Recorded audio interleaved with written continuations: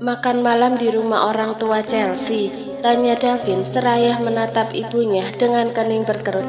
Iya, Tante Nita menghubungi Mami kemarin. Dia mengajak kita makan malam di rumahnya besok lusa. Lucy menyilangkan kaki kiri di atas kanan. Tapi mereka nggak mau kamu mengajak wanita itu. Mami harap kamu bisa meluangkan waktu, Mas. Wanita itu, kerutan di kening Davin semakin dalam. Siapa yang Mami maksud wanita itu? Istrimu? Davin menghela nafas panjang.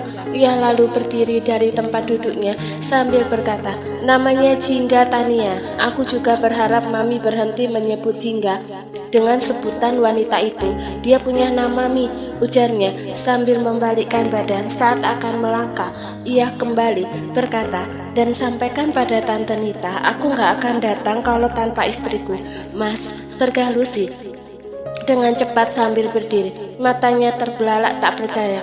Kenapa akhir-akhir ini kamu jadi begini? Kenapa kamu lebih memprioritaskan wanita itu dibanding Mami kamu sendiri? Sekali lagi, Davin menarik nafas dan mengembuskannya dengan panjang. Dengan tatapan serius ia berkata, selama hampir 30 tahun aku sudah menjadi anak Mami, mengikuti semua yang Mami mau. Sekarang biarkan aku menjadi diri aku sendiri, Mi. Mami gak perlu mengatur-atur hidup aku lagi. Setelah mengatakan kalimat tersebut, Davin pergi dari ruangan itu dengan langkah pasti.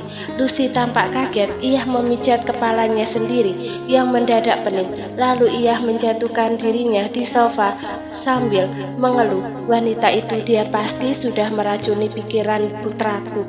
Davin keluar rumah sambil melihat ke sekeliling, tapi ia tidak menemukan sosok Jingga dimanapun. Ia hanya melihat Ethan yang sedang berdiri di beranda sambil merokok. Kedua tangan Ethan tertumpu pada pagar kayu sambil tersenyum samar memandang ke arah taman.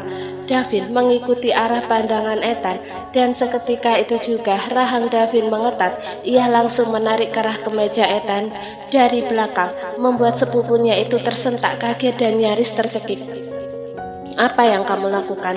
Desis Ethan sambil terbatuk-batuk tersedak asap rokoknya sendiri. Bukankah sudah kubilang? Rahang Davin mengeras. Jangan memandangi istriku atau akan kucongkel kedua matamu.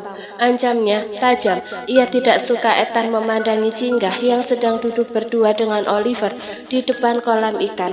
Ethan menahan tawa lalu bertepuk tangan. Wow, cukup mengejutkan. Akhirnya sepupuku ini matanya terbuka juga. Satu sudut bibir Ethan terangkat. Bagaimana? Jingga sangat cantik, bukan? Gigi-gigi Davin bergemerata. Matanya berkilat-kilat dan siap menyambar Ethan dengan tatapannya itu. Namun suara lembut Chelsea yang tiba-tiba datang berhasil menginterupsi mereka. Davin mengembuskan nafas dan sempat menatap Ethan sejenak sebelum ia menoleh ke belakang dan mendapati Chelsea sedang menghampiri mereka sambil tersenyum cerah. Sepertinya kalian butuh privasi. Aku pergi, ucap Ethan sambil menepuk pundak Davin. Davin mendengus. Pergi saja dan jangan muncul lagi di depanku. Ethan hanya tertawa sambil berlalu pergi. Chelsea menatap kedua lelaki itu dengan heran. Kalian bertengkar lagi? Begitulah, Davin mengedikkan bahu. Dia selalu membuat aku muak. Dari dulu kalian seperti Tom and Jerry. Chelsea terkekeh kecil. Aku jadi ingat kenangan kita bertiga waktu SMA. Ethan yang jahil dan kamu yang selalu terpancing emosi karena kejahilan dia. Chelsea menghela nafas panjang. Andai waktu bisa diulang kembali. Davin tersenyum tipis, namun ia tidak ingin kembali ke masa-masa itu. Kamu mau pulang sekarang? Chelsea mengangguk. Oh, tunggu sebentar, sepertinya kerah bajumu kurang rapi. Tiba-tiba Chelsea mengulurkan kedua tangannya ke leher Davin dan membutulkan kerah kemejanya yang sedikit terlipat. Chelsea menarik nafas panjang, menghirup aroma tubuh Davin yang khas, yang sudah ia sukai sejak dulu. Chelsea tahu parfum yang digunakan Davin tidak sembarang orang bisa memakainya, jadi harum itu sangat khas dan tidak pasaran. Tanpa Davin sadari, di sisi lain Jingga terpaku menatap pemandangan tersebut. Sudah, Chelsea tersenyum lebar. Aku pulang ya. Hati-hati, jangan terlalu ngebut. Davin memperingatkan sebab ia tahu bagaimana Chelsea saat mengemudikan mobilnya. Davin Davin kemudian melanjutkan langkah menuju taman. Sepeninggalnya Chelsea, ia tersenyum kecil melihat punggung Jinggah yang masih duduk di kursi depan kolam. "Dari tadi aku mencarimu, ternyata kamu di sini," bisik Davin di dekat telinga Jinggah. Namun wanita itu tampak tidak terkejut dengan kedatangannya. Davin mengusap puncak kepala Jinggah sebelum kemudian ia meraih Oliver dan menggendongnya. Tangan mungil Oliver menunjuk-nunjuk ke arah kolam. "Kamu suka ikannya?" tanya Davin. Oliver tersenyum lebar. "Kalau kamu mau, nanti kita buat akuarium besar di rumah." Davin lantas duduk di samping Jinggah. Ia menoleh pada istrinya itu dengan kening berkerut. Jinggah terlihat lebih pendiam. "Ada apa?" tanya Davin. "Kamu gak nyaman di sini? Ayo kita pulang." Jinggah bergumam lalu berdiri tanpa menatap Davin. Sudah malam dan Oliver sudah waktunya tidur. Davin meneliti wajah Jinggah sejenak, tapi ia tidak bisa menebak bagaimana perasaan Jinggah yang sesungguhnya. "Baiklah, ayo kita pulang." Sambil menggendong Oliver dengan tangan kiri, tangan kanan Davin merangkul bahu Jinggah, tapi wanita itu sedikit menjauh, seperti enggan dirangkul olehnya. Davin tertegun, namun Davin tidak ingin memaksa. Di saat seperti ini ia mencoba bersabar dan memberi Jinggah sedikit ruang. Keduanya pamit pada Anthony dan Lucy, juga pada Amaryllis yang sedang sibuk mengobrol dengan temannya melalui panggilan telepon. Jinggah masih tetap bungkam dan enggan menatap Davin saat mereka sudah berada dalam perjalanan pulang. Akan tetapi Davin tidak sesabar itu. Ia tidak tahan diabaikan Jinggah. Inginnya Davin sekarang ia memaksa wanita itu untuk mengatakan alasan yang tiba-tiba diam. Namun pada akhirnya Davin mengetatkan rahang, mencoba merangkul puing-puing kesabarannya. Ia ingat ucapan Vincent bahwa jika ingin mendapatkan hati Jinggah, ia harus memperlakukannya dengan lembut. Di ujung jalan sana ada yang jual es krim yang lagi viral. "Mau mencoba?" tanya Davin, mencoba mengajak Jinggah mengobrol. Jinggah menarik nafas pelan menggeleng. "Aku sudah kenyang. Kalau begitu mau jalan-jalan sebentar sambil nyari udara segar. Sudah waktunya Oliver tidur." Davin memejamkan mata sejenak. Tidak pernah ada wanita yang menguji kesabarannya sampai sejauh ini. Namun entah mengapa Davin tidak ingin marah. Ia justru ingin menggali lebih dalam pikiran Jinggah yang sulit sekali ia tebak itu. Davin tidak menyukainya, ia tidak pernah menyukainya. Kata-kata Chelsea sore tadi merasuki mimpi Jinggah. Jinggah terkesiap, matanya seketika terbuka dengan nafas terenganga. Dan saat itu, Jinggah baru menyadari seseorang sedang mengecup keningnya sambil berbisik, "Jangan takut, aku ada di sini. Kamu gak sendirian." Awalnya Jinggah panik, tapi setelah mendengar suara pria itu dan aroma parfumnya yang khas, ketegangan Jinggah seketika memudar. Ruangan kamar itu tampak gelap dan hanya mengandalkan cahaya dari luar. Sampai saat ini, Jinggah masih trauma dengan kejadian mengerikan malam itu. "Kenapa kamu bisa ada di sini?" gumam Jinggah sambil mengatur nafas dan memejamkan mata. Davin menjauhkan wajahnya dari kening Jinggah. "Kamu mimpi buruk barusan, dan kalau aku nggak salah ingat, hampir setiap malam kamu bermimpi buruk. Apa aku benar?" tanyanya seraya menyekah keringat dingin di kening Jinggah.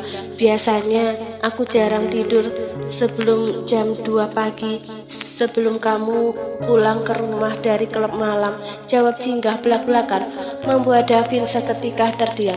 Karena pertanyaannya belum terjawab, Jinggah kembali bertanya, "Kenapa kamu bisa ada di sini? Bukannya tadi aku sudah meminta waktu untuk sendiri malam ini? Ini kamarku. Kalau kamu lupa." Davin berbaring miring menghadap Jinggah sambil menopang kepala dengan tangan kanan. "Dan aku nggak bisa membiarkanmu sendirian, apalagi kamu tiba-tiba berubah jadi pendiam setelah pulang dari rumah papi." Kini Jinggah yang diam. Kata-kata Chelsea tadi sore terus terngiang di telinga Jinggah, dan entah karena apa alasannya, Jinggah kecewa saat mendengar bahwa Davin tidak menyukainya. Jinggah merasakan sentuhan lembut tangan Davin di pipinya yang membuatnya membuka kelopak mata dan memandangi siluet wajah Davin yang tetap terlihat tampan meski minim pencahayaan. Seolah-olah pria ini diciptakan untuk selalu terlihat menarik, tak peduli seperti apapun kondisi di sekitarnya. Dulu aku memang sering pergi ke klub malam, tapi sekarang gak pernah pergi lagi, bisik Davin. Lihatlah aku yang sekarang, Jingga, bukan yang dulu. Lalu ia menurunkan tangannya dari pipi, memeluk perut Jingga. Kenapa? Jingga benar-benar ingin tahu alasannya. Apa alasan kamu gak pernah pergi ke tempat bersenang-senang itu lagi? Kamu, jawab David dengan cepat, membuat Jingga menoleh menatapnya dengan kening berkerut. Kamu alasannya. Aku gak pernah melarangmu untuk pergi ke sana karena aku ingin menghabiskan waktu bersamamu di rumah. David mempertegas jawabannya dengan suaranya yang rendah. Mendengarnya, Jingga tertegun. Ia merasakan jantungnya berdebar-debar karena perkataan David barusan. Terkadang Jingga benci debaran ini, bukan karena tidak menginginkannya, tapi karena Jingga takut hanya dirinya yang berdebar-debar saat mereka bersama, sementara Davin tidak. Entah sejak kapan Jingga menjadi serakah. Ia tidak hanya menginginkan pernikahan ini, tetapi ia pun mulai berharap bisa memiliki jiwa dan raga Davin. Saat sedang bergelut dengan pikirannya sendiri, Jingga terkejut karena sesuatu yang lembut dan dingin mendarat. Sejenak, Jingga langsung mengubah posisinya, memunggungi Davin sambil bergumam, "Jangan menciumku seenaknya. Kalau kamu gak pernah menyukaiku, lanjut Jingga dalam hati. Jingga berusaha memejamkan mata, tapi pelukan Davin yang menguat membuat debaran jantungnya semakin menggila. Davin menyeringai kecil. Alih-alih mendengar kata-kata Jingga barusan, ia justru malah menghujani pelipis dan pipi Jingga dengan kecupan bertubi-tubi. Kalau bukan kamu, lalu aku harus mencium siapa? Jingga menggigit bibir bawahnya kesal, dan tanpa dapat dicegah mulutnya dengan lancang berkata, "Kamu bisa melakukannya pada wanita yang ada di hatimu." "Aku sedang melakukannya," kata Davin seraya menurunkan. Seketika Jingga membeku. Apa maksud ucapan Davin barusan? Dia sedang melakukannya pada wanita yang ada di hatinya sekarang. Apakah itu artinya wanita itu aku? Jingga memejamkan mata dan menepis semua pemikirannya yang tak masuk akal. Jingga yakin kata-kata wanita yang ada di hatimu yang dimaksud Jingga dan Davin pasti berbeda makna. Saat Jingga bergelut dengan pikirannya sendiri, tiba-tiba Oliver merengek dan terbangun, membuat Davin akhirnya terpaksa melepaskan pelukannya dan Jingga fokus menidurkan Oliver kembali. Perasaan Jingga pagi ini terasa jauh lebih baik daripada semalam. Jingga memilih untuk menghiraukan perkataan Chelsea sebab Jingga tidak bisa mengabaikan Davin hanya karena kata-kata orang lain. Apa yang sudah Davin lakukan untuknya akhir-akhir ini melebihi yang Jingga harapkan. Ia tidak bisa membalas kebaikan Davin yang sudah berjasa dalam proses penyembuhan kakinya. Untuk itu, Jingga akan membalasnya dengan berperan menjadi istri yang baik untuk Davin. Walau jauh di dalam hati Jingga kecewa ketika Davin tidak menyukainya, namun Jingga akan menelan kekecewaannya seorang diri karena sikap Davin yang berubah. Kehidupan Jingga pun berubah. Kebaikan demi kebaikan datang, silih berganti menghampiri Jingga, dan itu sudah cukup baginya. "Oh, selamat pagi, aku sedang menyiapkan sarapan spesial buat kamu." Jingga tersenyum lebar ketika Davin berjalan dengan lantah gontai dan rambut acak-acakan. Langkah Davin seketika terhenti, tubuhnya membeku dan matanya tak berkedip menatap senyuman Jingga. Belum lagi pakaian Jingga pagi ini yang tak biasa. Dia memakai tank top dan hot pants. "Hari ini kita sama-sama kembali bekerja." Jingga menghela nafas panjang. "Dan aku sudah siap menghadapi pertanyaan orang-orang yang penasaran dengan kondisi kakiku." Ia kembali tersenyum dan memotong-motong wortel. Davin berdeham. Ia sempat mengedikkan kepala pada Arum, membuat Arum mengangguk cepat karena mengerti isyarat dari majikannya. "Bu, saya ke belakang dulu ya, mau memeriksa cucian," ucap Arum. "Ayamnya nanti saya lanjut potong lagi." "Iya, Bi. Oh ya, tolong di kamar masih ada baju kotor punya Oliver ya." "Siap, Bu, saya ambil sekarang." Sepeninggal Arum, Jingga kembali fokus pada wortel yang masih ia potong di atas talenan.